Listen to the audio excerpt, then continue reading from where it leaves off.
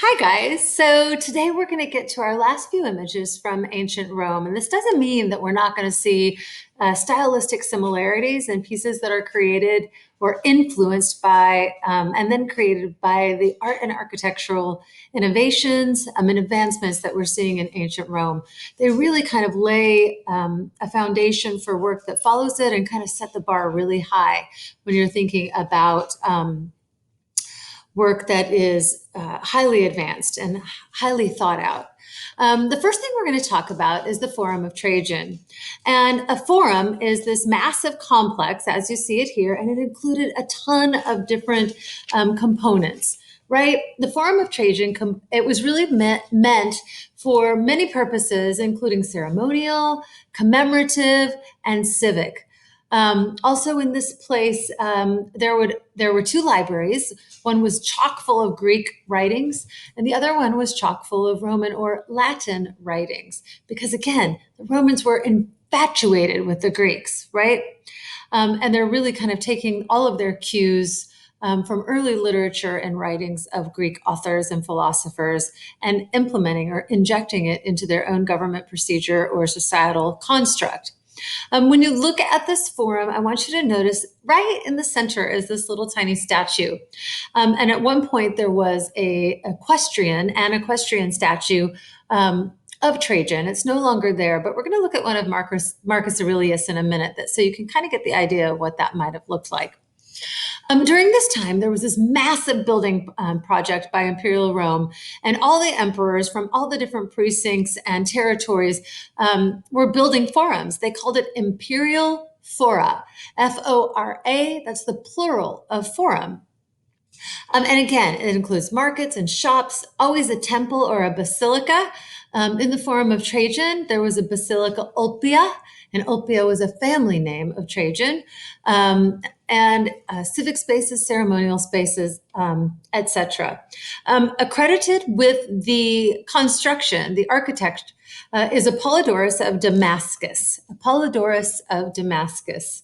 And he was also credited for constructing and designing and figuring out how in the world to build the column of Trajan, which hopefully by now you've watched that little 4.5 minute video on the construction. It's incredible. Excuse me.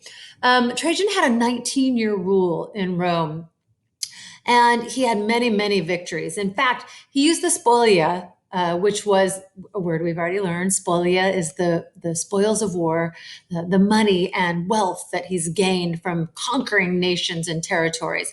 So he takes the spolia, tons of gold and silver and land, and starts this massive building complex right in the middle of Rome. In fact, you can just still go to Rome and see all of these things that have been unearthed by architects. Pretty amazing. And so these are massive victories against the Dacians and bringing him massive amounts of wealth that he's kind of re-injecting into the economy, if you will, which is kind of a cool thing. All right, let's see. So in the forum, there were also the markets, and the markets are pretty monumental. Do you remember this architectural element?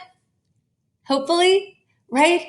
It takes the barrel vault and it makes this intersection, right? So we've got this barrel vault and it goes all through underneath. It's got a groin vault that's allowing the ceiling to be lifted up. And it was multi-level. So it was almost like if you think about going to Cool Springs Galleria, right? It has multi-level shops that are open. They have a facade in the front that you could walk back into the shop. And it even had this idea of skylights, letting natural light in, because when you think about multi-level, how are you going to create it when you're thinking about all the structural support? Well, they had this idea of having small openings in the roof of the buildings to let in all the light. Kind of like the idea that we see of the clerestory in ancient Egypt, which is pretty cool. Again, we've got markets, shops, multi-levels, and it was really, really innovative. There are also apartment complexes. I think we talked about this when we looked at Pompeii. Pompeii has individual houses, right? There are these vacation houses. But in Rome, because land is at a premium, they're building multi-story apartment complexes. And there were apartment dwellings included in this site at the market of Trajan. Now, this is what an equestrian sculpture would look like. This is Marcus Aurelius, but very similar to what historians believe would have been the equestrian sculpture of Trajan that would have been right in the middle of Trajan's forum. The map on the bottom, I included that because I wanted you to see just the expanse of the Roman territory, right? Look at all present day countries that it included and covered.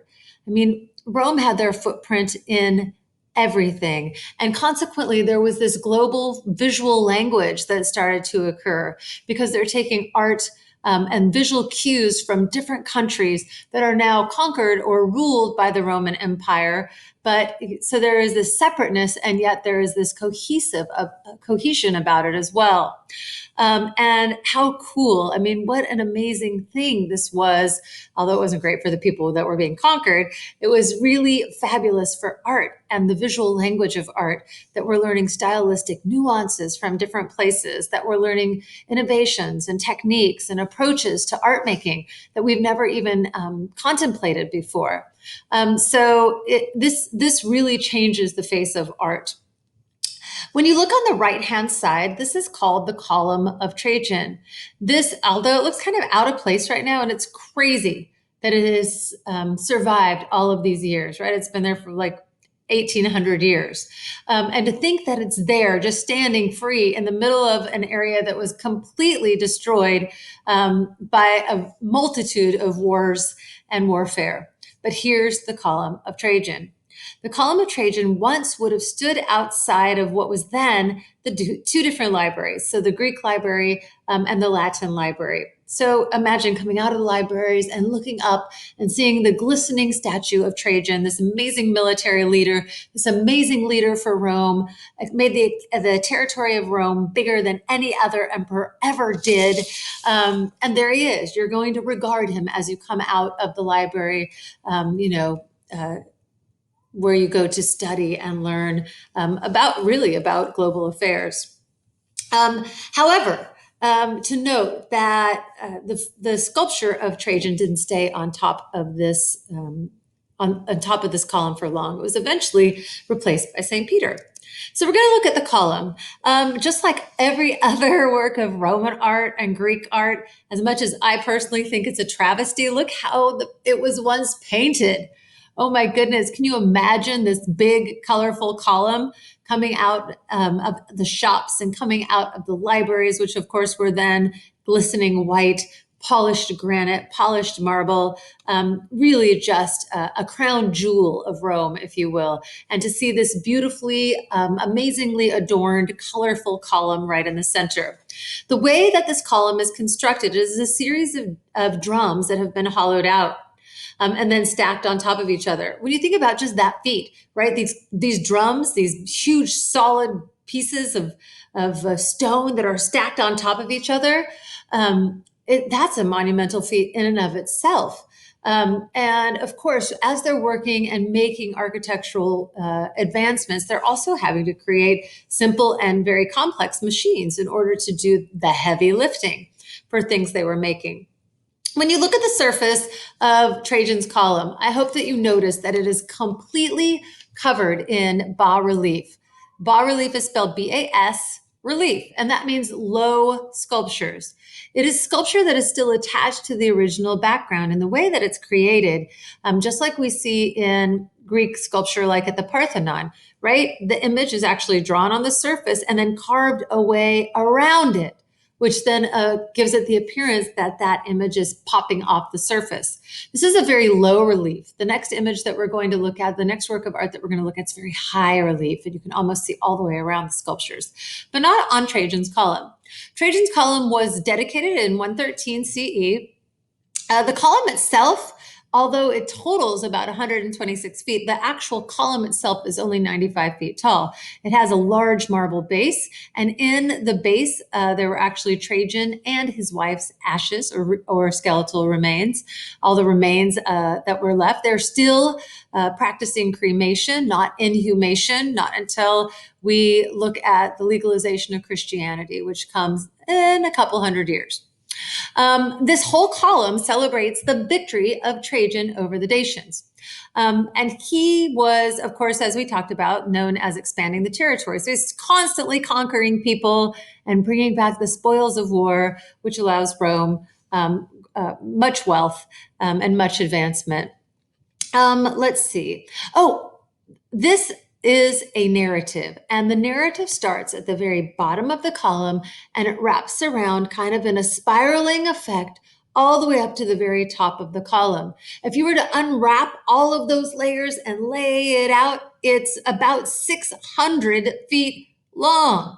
So, Column of Trajan is one of, and actually the longest narrative that's ever been made by human hand, right? I want you to write down Bayeux Tapestry, Bayeaux.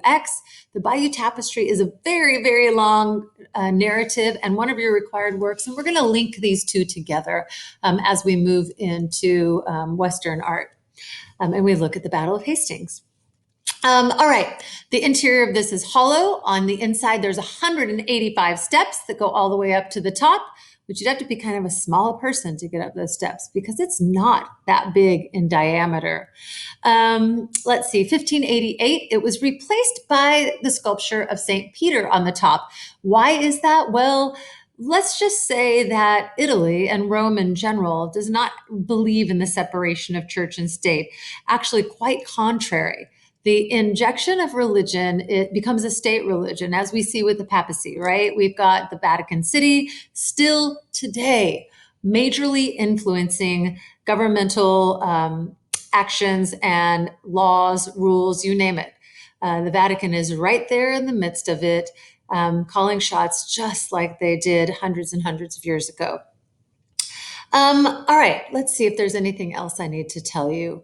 I think more than anything, this was really the emphasis to everyone who saw it about the cultural value of the Romans to conquer and build, and the fact that they're valuing their culture. The narrative itself shows the Dacians and shows the Romans, and historians have actually studied it to understand weapons of war from this time because the narrative is extremely detailed in the kind of chariots that were being used and kind of the weaponry, the shields, the swords, the garments that people were wearing.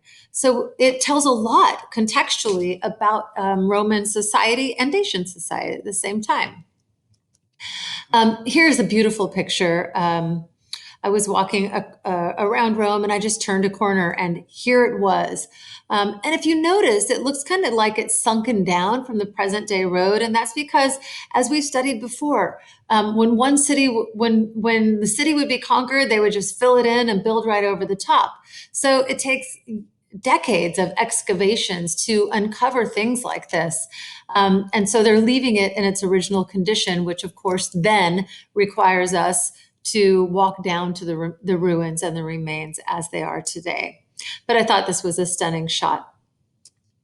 All right, so the other image that we're going to look at today is the Ludovisi sarcophagus.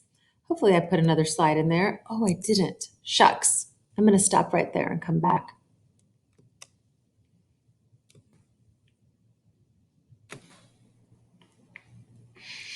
Okay, sorry about that.